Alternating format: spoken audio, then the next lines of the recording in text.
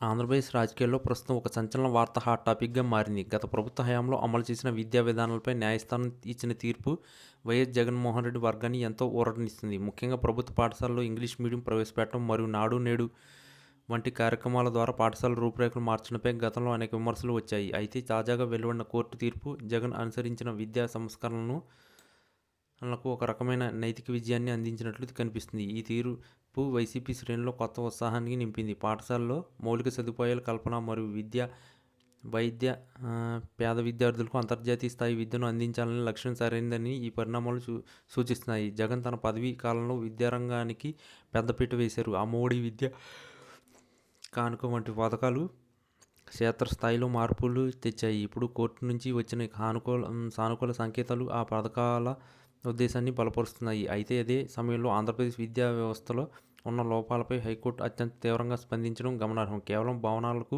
రంగులు వేయడం లేదా ఇంగ్లీష్ మీడియం ప్రవేశపెట్టడం మాత్రమే విద్యా వ్యవస్థ అభివృద్ధి కాదని న్యాయస్థానం అభిప్రాయపడింది. విద్యా ప్రణాళికలు, నాణ్యత మరియు ఉపాధ్యాయుల కొరత వంటి అంశాలపై కోర్టు సీరియస్ అయింది. ప్రభుత్వ పాఠశాలలో చదువుతున్న లక్షలాది మంది విద్యార్థుల భవిష్యత్తుతో ఆడుకోవద్దని హెచ్చరించింది. సిలబస్ రూపకల్పనలో జరుగుతున్న జాప్యం మరియు పరీక్షల నిర్వహణలో ఎదురవుతున్న ఇబ్బందులపై న్యాయస్థానం అసహనం వ్యక్తం చేసింది. కేవలం పథకాల ప్రచారం కోసం కాకుండా విద్యార్థుల ఉజ్వల భవిష్యత్తు కోసం శాశ్వత ప్రతిపాదికన చర్యలు తీసుకోవాలని సూచించింది. విద్యా హక్కు చట్టం ప్రకారం ప్రతి బిడ్డకు న్యాయమైన చదువు అందాలని అది ప్రభుత్వ బాధ్యత అని గుర్తు చేసింది. ఈ పరిణామం అటు సంతోషాన్ని, ఇటు హెచ్చరికను మిళితం చేసింది. ఒకవైపు జగన్ ఇది పండగలాంటి వార్త అయినప్పటికీ మరోవైపు వ్యవస్థల్లోని లోటుపాట్లను సరిదిద్దుకోవాల్సిన అవసరాన్ని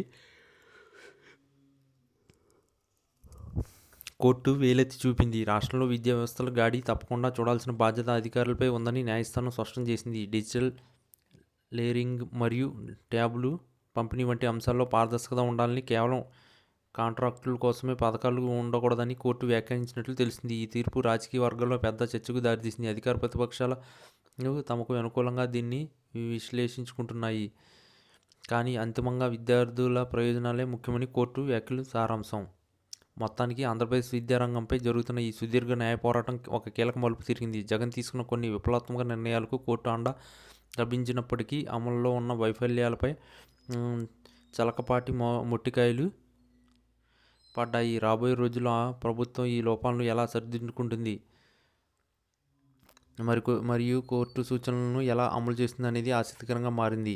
విద్యా వ్యవస్థ అనేది రాష్ట్ర భవిష్యత్తుకు వెన్నుముక వంటిది. కాబట్టి రాజకీయాలకు అతీతంగా విద్యార్థులు మేలు కోరి నిర్ణయాలు తీసుకోవాలని విద్యావేత్తలు కోరుతున్నారు. కోర్టు తీర్పులోని సానుకూల అంశాలను ఆహ్వానిస్తూనే లోపాలను సరిదిద్దుకోవడమే ఏ ప్రభుత్వానికైనా అసలైన విజయం అవుతుంది.